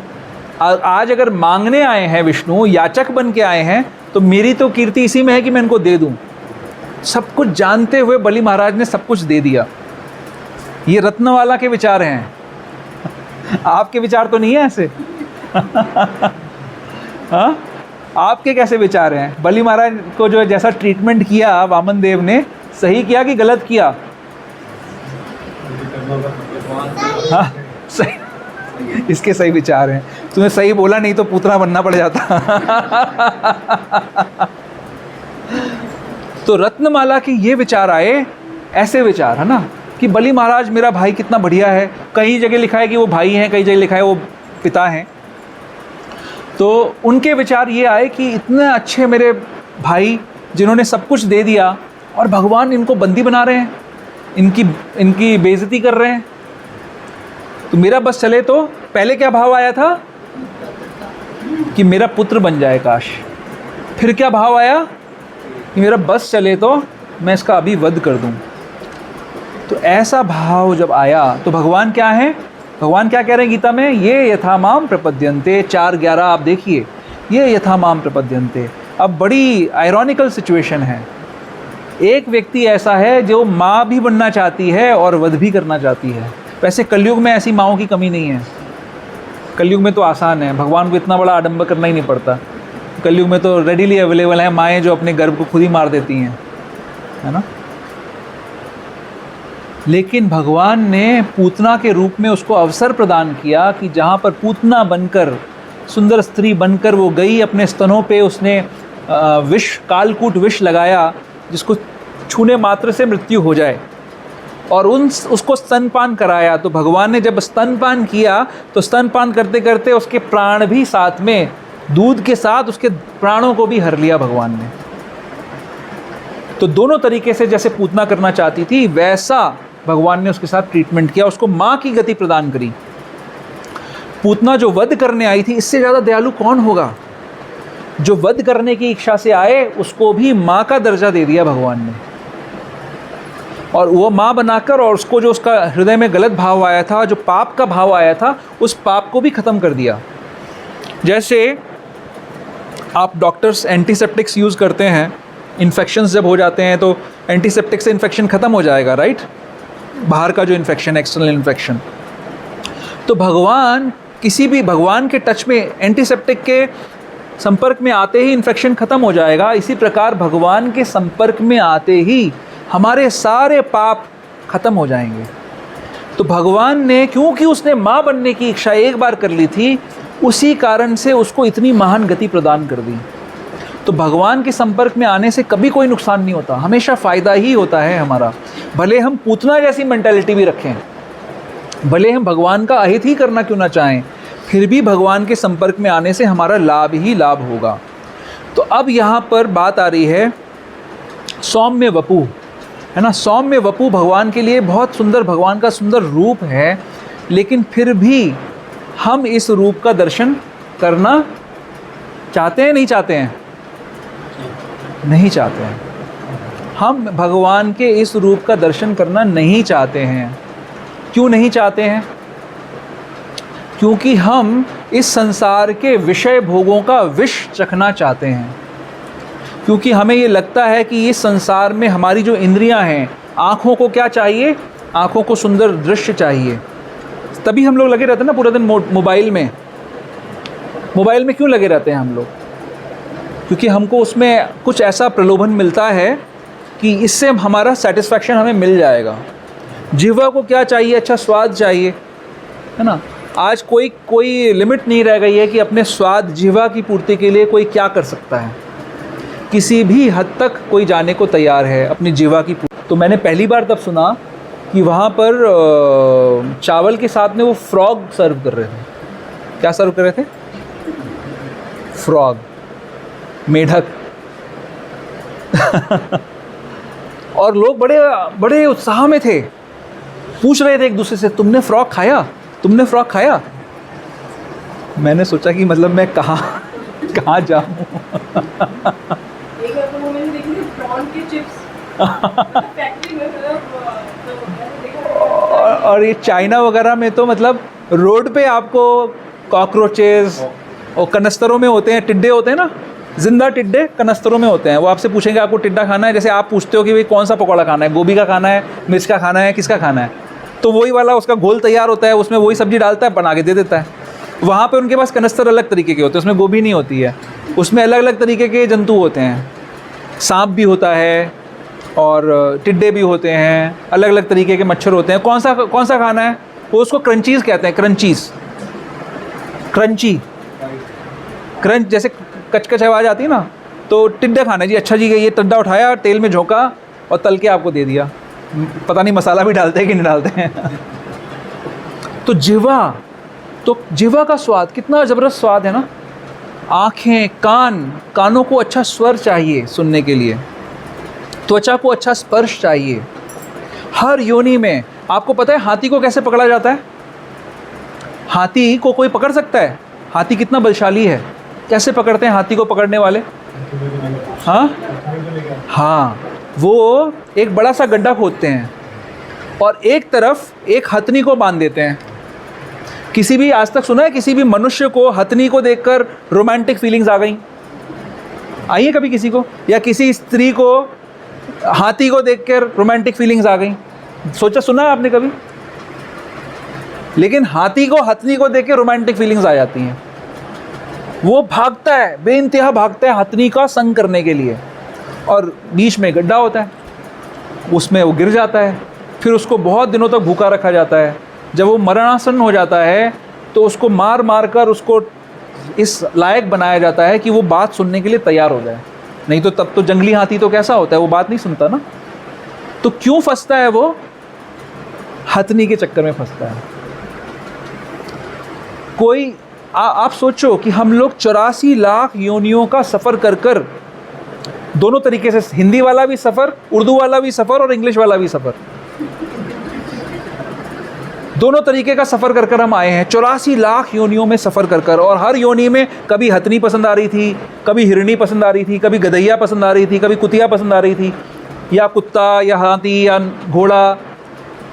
ये हमारी स्थिति है और हम इन्हीं इंद्रियों को सेटिस्फाई करने का प्रयास कर रहे हैं अनंत कोटि समय से, अनंत काल से। मनुष्य योनि में आके भी हमें यही लगता है। कभी किसी हाथी को नहीं देखा होगा आपने किसी स्त्री की तरफ अट्रैक्ट होते हुए? किसी कुत्ते को नहीं देखा होगा कोई स्त्री की तरफ अट्रैक्ट होते हुए? उसको कुत्ते की दृष्टि में स्त्री कैसी है? ये अच्छा मांस है, ये मुझे खाने को मिल जाए तो अच्छा है। कुत्ते की दृष्टि वो है। इंसान की दृष्टि कुत्ते की तरफ ऐसी नहीं है जैसे इंसान की दृष्टि इंसान की तरफ है। तो हर योनि में हमको भोग करने की प्रोविज़न दी गई है। हम भोग कर सकते हैं और भोगने का प्रयास कर रहे हैं। तो वही स्थिति है जैसे कोई माँ चाहती है कि अपने बच्चों को अपने हाथ का बना हुआ भोजन दें और उनको तुष्ट करें, उनको नरिशमेंट दें, पोषण दें, लेकिन बच्चा चाहता है कि नहीं, मुझे तो जंक फूड खाना है।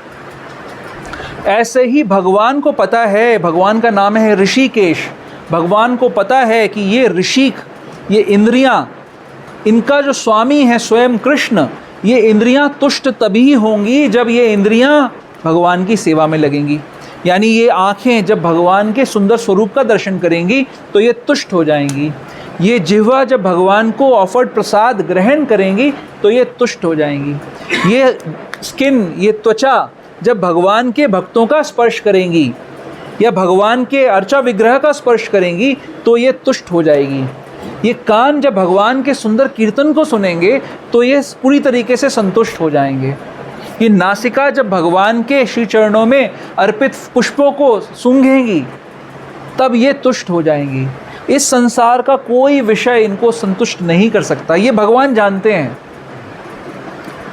लेकिन फिर भी वो हमें इस संसार में आने की व्यवस्था दे रहे हैं क्योंकि हम नहीं चाहते, क्योंकि हम भगवान के उस सुंदर सौम्य वपु का दर्शन नहीं करना चाहते।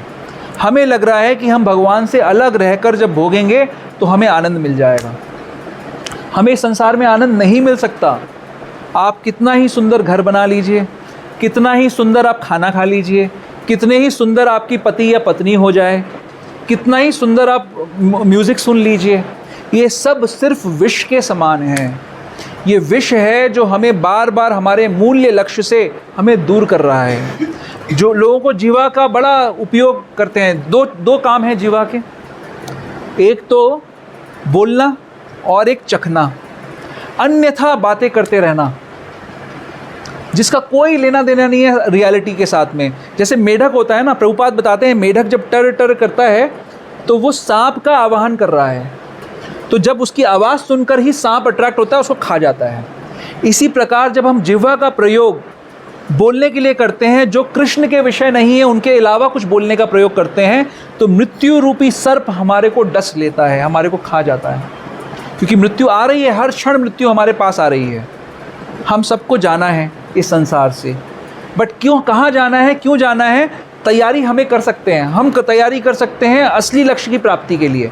लेकिन हम तैयारी क्या कर रहे हैं कि कैसे हमारे ये 5 इंद्रियों को अच्छा भोग मिल जाए, कैसे हम अच्छा भोजन खा लें, कैसे हम अच्छे दृश्यों को देख लें, कैसे हम अपनी त्वचा को स्पर्श करा लें अच्छा, कैसे अच्छा कान से कुछ सुन लें, कैसे कुछ अच्छा सूंघ लें। इन्हीं कार्यों में हमारा सारा समय लग रहा है। तो हम मनोभिष्ट की बात कर रहे थे, अगर आपको याद हो स्टार्टिंग में। प्रभुपाद लिख रहे हैं अर्जुन ऐसे रूप का दर्शन नहीं करना चाहते थे। चतुर्भुज रूप का दर्शन अर्जुन भी नहीं करना चाहते। जब लक्ष्मी जी नहीं करना चाह रही तो अर्जुन क्यों करेंगे भाई? अर्जुन भी नहीं करना चाहते, लेकिन फिर भी करा रहे हैं क्योंकि भगवान का मनोभिष्ट जानते हैं। भगवान का मनोभिष्ट यही है कि सारे भक्त भगवान के पास पहुंच जाएं किसी तरीके से। ये भगवान का मनोभिष्ट है। तो सारी की सारी जो प्रक्रिया चल रही है, सारी की सारी जो गीता बोली जा रही है, भगवान के इस मनोभिष्ट को पूरा करने के लिए चल रही है। तो अर्जुन तो भगवान के सहयोगी बनकर भगवान का कार्य कर रहे हैं, बता रहे हैं लोगों को। भगवान के लिए कहा कि भगवान अपना यूनिवर्सल फॉर्म दिखाओ। उस यूनिवर्सल फॉर्म को, विश्व रूप को देख के अर्जुन की हालत खराब हो गई। अर्जुन ने अपने आप को संकट में डाला। किसके लिए डाला? भक्त का कंपैशन कैसा है, भक्त की दया कैसी है? भक्त दूसरों के लिए प्रयासरत है, उसको अपना कुछ नहीं चाहिए। लेकिन भगवान इस चीज़ को इग्नोर नहीं कर रहे हैं। अब आप अपनी स्थिति से इसको कंपेयर करिए। भक्त भगवान के लिए सब कुछ निछावर करना चाहता है। हमने वो कहानी सुनी है ना कि भगवान से एक बार पूछा भगवान की रानियों ने कि भगवान, हम आपका इतना ध्यान रखती हैं, हम आपके लिए दिन रात अपना लगाती हैं, लेकिन रात को आप हमारा ध्यान करने की जगह आप गोपियों का नाम ले लेकर रोते हो। तो ऐसी क्या विशेष बात है गोपियों के अंदर? इन्होंने ऐसा क्या कर दिया जो हम नहीं कर पा रही हैं आपके लिए? तो अगले दिन भगवान को बुखार आ जाता है। तो बहुत वैद्य आए, द्वारका के सब महान वैद्य आए, सब कुछ आए, भगवान का बुखार ठीक ही नहीं हो रहा। तो लोग भगवान से ही पूछते हैं कि भगवान कैसे आपका बुखार ठीक होगा? बोले बड़ा सिंपल सा इलाज है। कोई अपने चरणों की रज, कोई भक्त अपने चरणों की रज अगर मेरे माथे पे मल दे तो मेरा बुखार उतर जाएगा। अच्छा, तो पूछा भाई रानियों से, रानियाँ आप तो भगवान की भक्त हैं, आप दे दीजिए अपने चरणों की। अरे पागल हो गए हो क्या? अपने चरणों की रज अगर भगवान के माथे पे लगा देंगे तो कितने करोड़ों जन्मों तक नरक में सड़ना पड़ेगा हमको। हम नरक अपनी रज नहीं दे सकते हैं।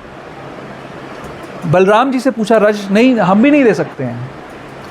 देव की वसुदेव, नहीं, हम भी नहीं दे सकते हैं। भगवान, इतना बड़ा महापाप, भगवान के माथे पे अपनी रज लगाना, ऐसा हम कैसे कर पाएंगे? तो फिर किसके पास पहुँचे? गोपियों के पास। कि गोपियों के पास पहुँचे कि भगवान को बुखार, अरे बुखार आ गया भगवान को, क्या करना पड़ेगा?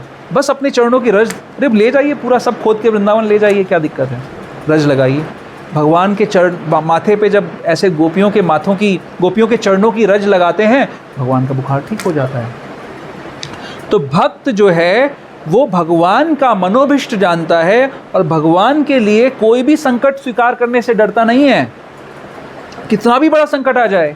तो अर्जुन यहाँ पर, ये बड़ा इंपॉर्टेंट चैप्टर है, 11वां चैप्टर। अर्जुन रिस्क ले रहे हैं। उन विश्व रूप में उनको कोई आनंद नहीं मिलने वाला है देख के, डर भी रहे हैं, परेशान भी हो रहे हैं, लेकिन दिखाना चाहते हैं कि आने वाली पीढ़ियाँ भगवान के नाम पे गधे घोड़े भी अपने आप को भगवान बताएंगे। क्या करें फिर? उसके लिए दिखाना पड़ेगा कि विश्व रूप का टेस्ट देना पड़ेगा। नहीं चाहते वो चतुर्भुज रूप देखना, लेकिन फिर भी क्योंकि प्रमाणित करना है कि ये प्रमाणित रूप है, प्रामाणिक रूप है, दिखाना पड़ेगा। ठीक है भगवान, लेकिन भगवान भी जानते हैं अर्जुन के मनोभिष्ट को। वो जानते हैं कि अर्जुन को ना तो चतुर्भुज रूप में कोई इंटरेस्ट है, ना उनको विश्व रूप में कोई इंटरेस्ट है। तो जब भगवान का भक्त भगवान के लिए कुछ भी करने को तैयार है, तो भगवान भी भक्त के लिए कुछ भी करने को तैयार हैं, हर समय हाजिर हैं। वामन देव जी की लीला में जब वामन देव जी बलि महाराज के साथ ऐसा खेल खेलते हैं, उनको बुरी तरीके से अपमानित भी कर देते हैं, उसके बाद क्या दे देते हैं? स्वर्ग से भी बड़ा राज्य उनको दे देते हैं। वो हाँ, बोलो बोलो, अरे बोलने भी बोलो बेटा। उनको ऐसा महल देते थे जो देवता भी ना सके। हाँ, जो देवताओं के पास भी नहीं होता। और क्या करते हैं? और क्या बन जाते हैं वहाँ पर? उनके दादा भी उनके सामने होते हैं दादा। हाँ, वो भी होते हैं, और उनका द्वारपाल बन जाते हैं, उनका गार्ड बन जाते हैं, जो सिक्योरिटी गार्ड होता है। भगवान बामन देव बलि महाराज का सिक्योरिटी गार्ड बन जाते हैं। आज विजयदशमी है ना, दशहरा है, तो क्या दशहरा किस बात के लिए मना रहे हैं? भगवान राम ने रावण का वध किया था, इसलिए मनाते हैं ना। वही रावण पहुंच गया बलि महाराज के पास, तो द्वारपाल खड़े थे, बामन देव खड़े थे वहाँ पर, तो ध्यान नहीं दिया, इग्नोर कर दिया उनको। ये बौना है, इसको क्या देखना। पूछा कहाँ जा रहे हो? बामन देव कहाँ जा रहे हो? बोले बलि महाराज से युद्ध करना है, ये यहाँ पर मेरा राज्य होगा अब। तो अचानक रावण ने पाया वो हवा में उड़ रहा है, तो पिछवाड़े पे रावण को लात पड़ी बामन देव की, और वो ब्रह्मांड के दूसरे कोने पे पाया गया। उसके बाद कभी नहीं गया वहाँ पर बलि महाराज के पास। तो ये है बामन देव की कृपा, द्वारपाल बन जाते हैं, सिक्योरिटी गार्ड बन जाते हैं बलि महाराज। भगवान देखिए आप, भगवान सारथी बने हुए हैं ना। जब युद्ध में अगर रथी जो होता है, युद्ध कर रहा होता है, तो कैसे बताता है सारथी को कि किस तरफ जाना है? किसी को पता है? पैर से मारता है, पैर से इशारा करता है कि इस तरफ चलो, अब इस तरफ चलो, यहाँ चलो, सीधे चलो। तो भगवान अर्जुन के सारथी बने हुए हैं। आप सोचिए क्या उनकी कृपा है, क्या उनकी मर्सी है। अनंत भगवान इतने दयालु हैं कि कुछ भी कर सकते हैं अपने भक्तों के लिए। तो भगवान यहाँ पर ये सुंदर लीला हाँ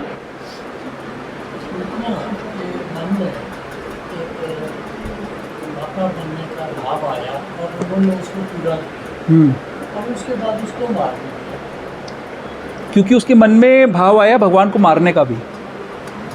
तो देखिए, शरीर तो नश्वर है ना प्रभु। पूतना को हम सभी शरीर, अर्जुन का शरीर जो इस भौम लीला में जो शरीर है वो तो जाने ही है ना। तो जो जीवात्मा के रूप में जो जीव अनंत कोटि बार इस संसार में आकर तड़प रहा है, परेशान हो रहा है, उसको मोक्ष प्रदान कर दिया। कौन सा मोक्ष? अपनी माँ का स्थान दे दिया। इससे बड़ी कृपा कुछ नहीं होगी। हम सभी जीव जो भक्ति भी कर रहे हैं, हमें एक दिन शरीर छोड़ना पड़ेगा कि नहीं? प्रभुपाद जी शरीर छोड़ के गए कि नहीं? प्रभुपाद से बड़ा कोई भक्त है संसार में? तो प्रभुपाद शरीर छोड़ के कहाँ गए? भगवान की सेवा में स्थित हो गए। तो ये जो नश्वर शरीर है ये तो छोड़ना ही पड़ेगा। अजामिल शरीर छोड़ता है कि नहीं? लेकिन अजामिल ऐसे शरीर छोड़ता है कि वो भगवान के धाम तक जा सके। ऐसी उसको अपॉर्चुनिटी मिल जाती है कि वो भगवान के धाम तक जा सके। तो मैं क्या कह रहा था? हाँ, मैं ये कह रहा था कि हम भगवान के इतने सुंदर स्वरूप का दर्शन नहीं करना चाहते। तो कैसे होगा ये? क्या करें कि हमें भगवान का सुंदर स्वरूप मिल जाए? क्या करना पड़ेगा उसके लिए? तो प्रभुपाद जी बता रहे हैं गीता के अंदर, क्या कह रहे हैं? प्रेमांजन श्रुत भक्ति विलोचनेन संतः सदैव हृदयेषु विलोकयन्ति यम श्याम सुंदरम अचिंत्य गुण स्वरूपम गोविंदमादि पुरुषम तमहम भजामि।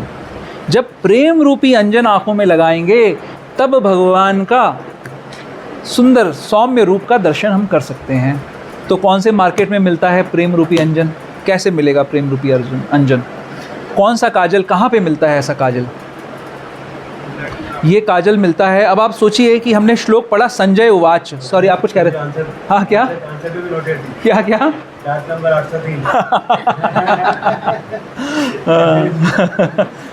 तो आप देखिए श्लोक की शुरुआत में क्या? संजय उवाच। संजय कौन है? संजय भी तो सारथी है ना धृतराष्ट्र के। सोशली तो कोई बहुत ऊंची पोजीशन नहीं है। आप किसी के ड्राइवर अगर हैं तो कैसे ट्रीटमेंट मिलता है ड्राइवर को? कोई ज़्यादा इज्जत तो नहीं देता है। संजय को, क्योंकि वो अपने गुरु के एकनिष्ठ भक्त हैं, व्यासदेव के शिष्य हैं संजय, तो संजय की क्वालिफिकेशन हो गई, एक सारथी की क्वालिफिकेशन हो गई कि वो भगवान का विश्व रूप भी देख रहा है, चतुर्भुज रूप भी देख रहा है, और सौम्य वपु ये भी देख रहा है। तो क्या करना पड़ेगा हमको? हमको अपने गुरुजनों के निर्देश में आकर अगर हम सेवा का मार्ग अपना लें, प्रेम का मतलब है सेवा, प्रेमांजन, प्रेम का अंजन यानी सेवा का अंजन। अगर हमारी आँखों में ऐसी दृष्टि हो कि हर समय हम सेवा ढूंढें, तो हमें भगवान दिखेंगे। हर क्षण अगर हमें सिर्फ सेवा दिखे तो हमें भगवान मिलेंगे। अगर हम सेवा नहीं देख रहे हैं, हम सेवा से बच रहे हैं, बचना चाहते हैं, तो कभी हमें भगवान नहीं मिल सकते, कभी हमें भगवान नहीं मिल सकते। हमें सेवा करनी पड़ेगी, अपनी स्थिति में स्थित होकर हम सेवा करेंगे। कल मुझे बुक डिस्ट्रीब्यूशन के दरमियान एक व्यक्ति मिला, बोला जी मैंने तो सब पढ़ लिया है और अब तो मैं सिर्फ ज्ञान चाहता हूँ, मैं ज्ञान योग को फॉलो करना चाहता हूँ, भक्ति से मेरे को कोई लेना देना नहीं है। बताओ क्या मूर्खता की बात है। ज्ञान है ही क्या? ज्ञान तो यही है कि संबंध, ज्ञान को ही ज्ञान कहते हैं कि मेरा कृष्ण से क्या संबंध है, यही तो ज्ञान है। बाकी सब ज्ञान तो अज्ञान है। फिर फॉर्चुनेटली उसने बड़ा निरुत्साहित कर दिया अपनी बात कह के। फिर उसके तुरंत बाद एक भगवान ने माता जी को प्रकट कर दिया वहाँ पे, बोली मैंने सब कुछ पढ़ लिया है और मेरा निष्कर्ष है मुझे भक्ति योग करनी है।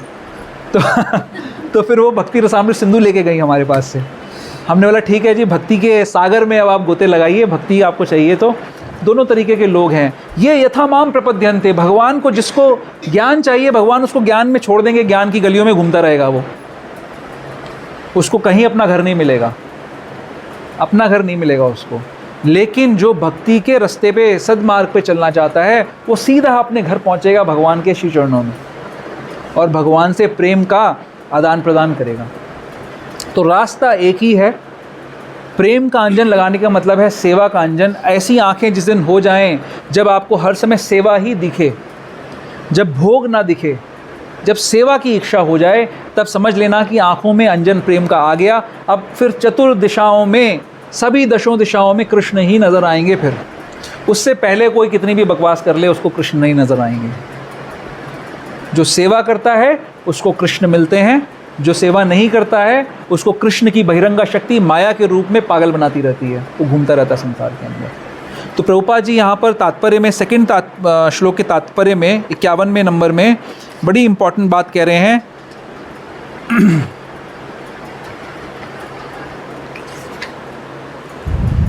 यदि कृष्ण सामान्य मनुष्य होते तो उनके लिए पहले विश्वरूप और फिर चतुर्भुज नारायण रूप दिखा पाना कैसे संभव हो पाता। अतः भगवत गीता में यह स्पष्ट उल्लेख है कि कृष्ण को सामान्य व्यक्ति मानता है और पाठक को यह कहकर भ्रांत करता है कि कृष्ण के भीतर का निर्विशेष ब्रह्म बोल रहा है, वह सबसे बड़ा अन्याय करता है। कृष्ण ने सचमुच अपने विश्व रूप को तथा चतुर्भुज विष्णु रूप का प्रदर्शित किया था, तो फिर वो कैसे किसी तरीके से भी सामान्य पुरुष हो सकते हैं। तो इसीलिए हम लोग जो ये बुक डिस्ट्रीब्यूशन की सेवा करते हैं, ये सर्वोपरि है, बहुत इम्पॉर्टेंट है, क्योंकि समाज के साथ बहुत बड़ा धोखा किया जा रहा है। जगह जगह पे लोग मिल जाएंगे, कोई बोलेगा कि हम भगवान हैं, कोई बोलेगा जी आप भगवान हैं, कोई बोलेगा $100 की फ़ीस दो हम आपको भगवान बना देंगे। ऐसे बेवकूफ़ बना रहे हैं लोग एक दूसरे को। इसमें पर्टिकुलरली SRK किसको कहते हैं? हाँ, और किसी SRK को जानते हो? डॉक्टर SRK किसको कहते हैं?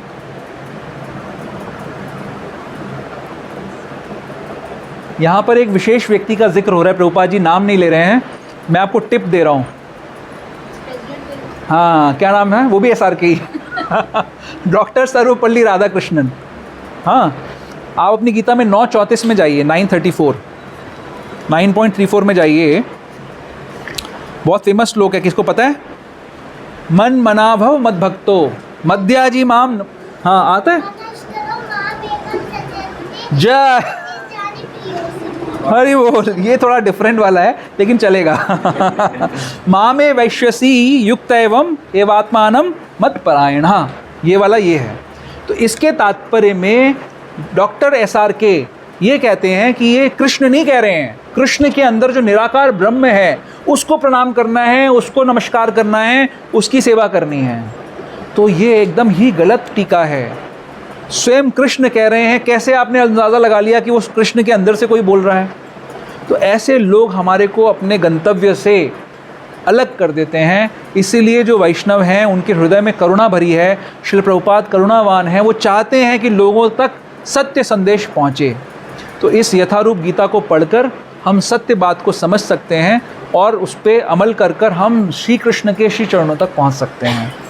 तो मैं इसी के साथ वाणी को विराम देता हूँ। अगर कोई प्रश्न है, कोई डाउट है, कमेंट है किसी का, तो प्लीज़ आप बता सकते हैं, अन्यथा हम आगे की जर्नी करेंगे।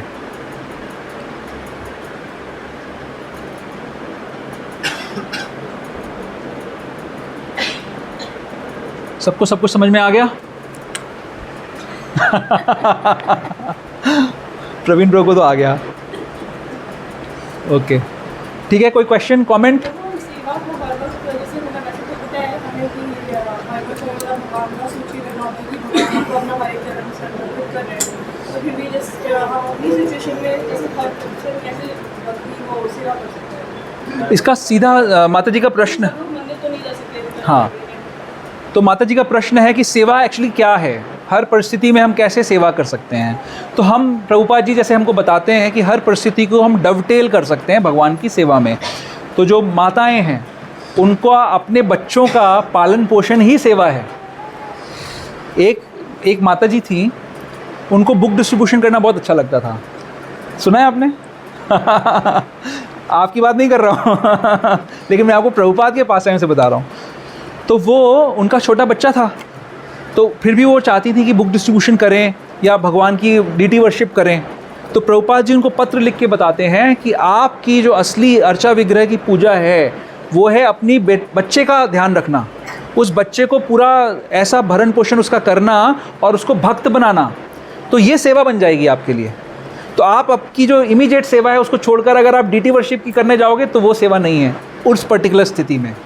तो एक इससे रिलेटेड पॉइंट वो है, thank you for asking this question, हम सभी लोग की अर्जुन जैसी स्थिति होती है, भक्ति में आने के पहले भी और भक्ति में आने के बाद भी। हम वो करना चाहते हैं हमेशा जो हमें अच्छा लगता है। अर्जुन अल्टीमेटली क्या कर रहे हैं? विश्व रूप का दर्शन मांगकर भगवान के कार्य को बढ़ाने की कोशिश कर रहे हैं। जैसे जब मंदिर में कोई नया ब्रह्म, हाँ, but he still doing it. Example के तौर पे मंदिर में कोई ब्रह्मचारी बनता है स्टार्टिंग में, तो उसको पता है क्या सेवा दी जाती है? ज़्यादातर आपको पॉट क्लीनिंग करना पड़ेगा, है ना? जो पॉट है, बाथरूम का पॉट है, उसको क्लीन करना पड़ेगा। तो वहाँ तो बदबू आएगी, अच्छा नहीं लगेगा वो सेवा। सबको कौन सी सेवा चाहिए कि भाई हमको प्रीचिंग की सेवा मिल जाए, हम दूसरों को बताएं, या हम बुक डिस्ट्रीब्यूशन करें, या हम कोई किचन की सेवा भी नहीं करना चाहता है। बड़ी गर्मी में प्रसाद बनाना पड़ेगा, कैसे करेंगे? तो ऐसी मुश्किल सेवाएं उनको मिलती हैं। तो भक्त कौन सा टिकता है और कौन सा आगे जाता है? जो गुरु का मूड देखता है, जो ये देखता है कि गुरु को क्या पसंद आएगा, वो सेवा करता है। कितने सारे प्रभुपाद के ऐसे शिष्य थे जो प्रभुपाद से एक बार भी उन्होंने दर्शन नहीं किया प्रभुपाद का, लेकिन प्रभुपाद के बहुत निकट थे। प्रभुपाद जी बताते हैं कि जो जौंक होता है ना, जौंक, वो हमारे शरीर के सबसे पास होता है, बट उसका काम क्या होता है? खून चूसना। तो कई सारे भक्तों के अंदर ये भाव होता है कि हमें अपने गुरु को क्या सानिध्य मिले, हम उनके पास में रहें हमेशा, वो हमें देखें, वो देखें कि हम कितनी इंपॉर्टेंट सेवा कर रहे हैं, वो देखें कि हम कितना दान कर रहे हैं, ऐसा भाव होता है। बट गुरु को, गुरु महाराज अभी एक रिसेंट लेक्चर में बता रहे थे कि गुरु और शिष्य का जो रिलेशनशिप होता है वो ट्रांसेंडेंटल होता है। इसमें भगवान एक बहुत बड़ा रोल प्ले करते हैं। गुरु के हृदय में भी भगवान है, शिष्य के हृदय में भी भगवान है। जब भगवान ये पाते हैं कि कोई शिष्य सिंसेरिटी से गुरु की सेवा का प्रयास कर रहा है, ये मैसेज वो गुरु के हृदय में रिवील कर देते हैं।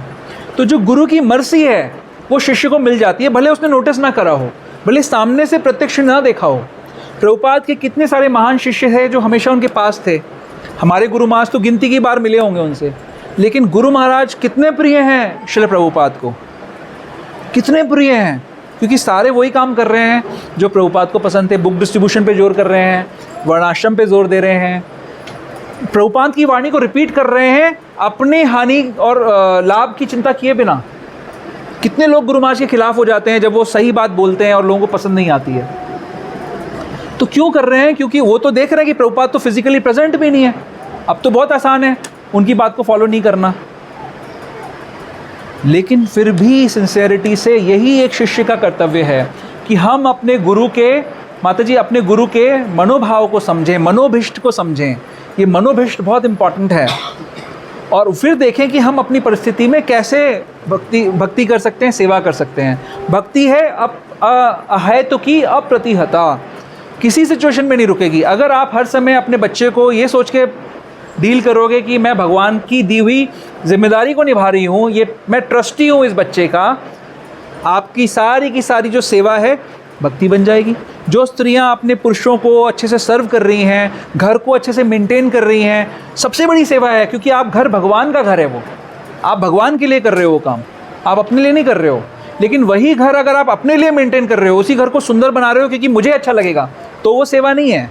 अगर उस घर को भगवान का घर मान के उसको मेंटेन कर रहे हो तो वो सेवा बन जाएगा। तो हर समय हमें अपनी परिस्थिति में देखना है। जैसे वो गिलहरी जो भगवान राम की लीला में एक कंकड़ डालती है समुद्र के अंदर ब्रिज बनाते समय, अपनी क्षमता के अनुसार वो सेवा कर रही है, उसकी सेवा उतनी ही अच्छी है जितनी हनुमान जी की सेवा अच्छी है। तो अगर हमारे पास ज़्यादा शक्ति है, हम ज़्यादा सेवा करेंगे। कई सारी माताएं ऐसी भी हैं, नर्तक गौरांग प्रभु के ने मुझे बताया था, जो नंदग्राम में के जो लीडर हैं, उनके बड़े भाई और भाभी यूएस में रहते हैं। तो उनके जब छोटा बच्चा हुआ तो पूरा दिन माता जी का निकल जाता था बच्चे के लालन पालन में। तो वो रात को, उनकी ऐसी क्षमता थी, हम इमिटेट नहीं कर सकते, उनकी ऐसी क्षमता थी कि रात को 2 से 4 में वो अपनी मालाएं करती थी, 16 माला। इतनी निष्ठावान हैं वो। बट हम लोग इमिटेट नहीं कर सकते। अगर हमारे अंदर ऐसी शक्ति नहीं है तो हमें इमिटेट भी नहीं करना किसी को। तो जिसकी जितनी क्षमता है उतनी वो सेवा करे, अपने गुरु का मनोभिष्ट जानते हुए कि गुरु क्या चाहते हैं, मुझे वो करना है, और मेरी जितनी क्षमता है उससे थोड़ा अधिक मैं करूँगा या करूँगी, तो वो सेवा बन जाएगा। ठीक। प्रभु का है आज? ओह, ओके। और कोई किसी का क्वेश्चन, कमेंट, डाउट? ठीक है, तो यहीं पे हम वाणी को विराम देते हैं।